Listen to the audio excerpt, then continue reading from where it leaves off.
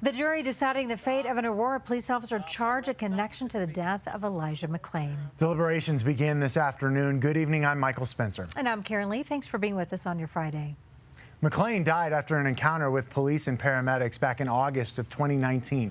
Your reporter in Aurora, Michael Aveda, is live at the courthouse in Adams County tonight. And Michael, you were there all day and heard closing arguments from both sides.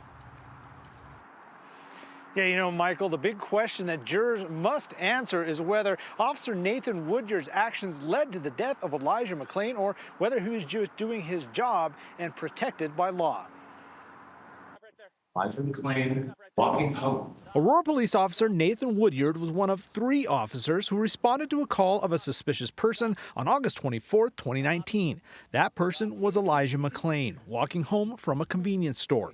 Prosecutors argue escalating the situation was the first decision the officer made that led to McClain's death. If he follows his training to de-escalate, to have a conversation when it's practical, Elijah McClain walks home. Woodyard put McClain in a carotid hold, which the prosecution argues was the second action that led to McClain's death. But after the carotid, he starts developing that hypoxia. Soon, paramedics showed up, and the prosecution says Officer Woodyard did not mention McClain's struggles to breathe and did nothing to get McClain proper medical care. It is not up to him to decide if somebody needs medical treatment for breathing complaints. That needs to go to the paramedics, but nobody gets told. When the government decides that they need someone to take the fall, just shift public scrutiny from them to one individual. But Woodyard and his defense argued that the officer was only doing his duty to protect the citizens of Aurora and his fellow officers from a potential threat. Now he knows that he didn't have bad intentions. He did not know that then.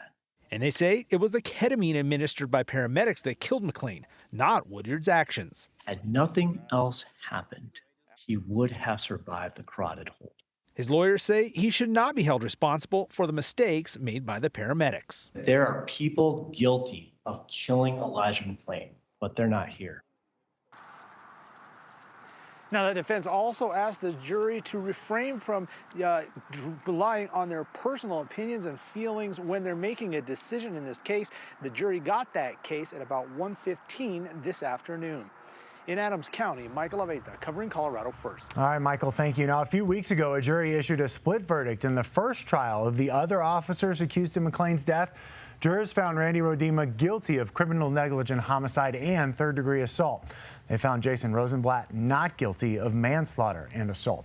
A third trial in this case for the 2 paramedics who have been charged is set to begin later this month. Jeremy Cooper and Peter Chushnik have pled not guilty.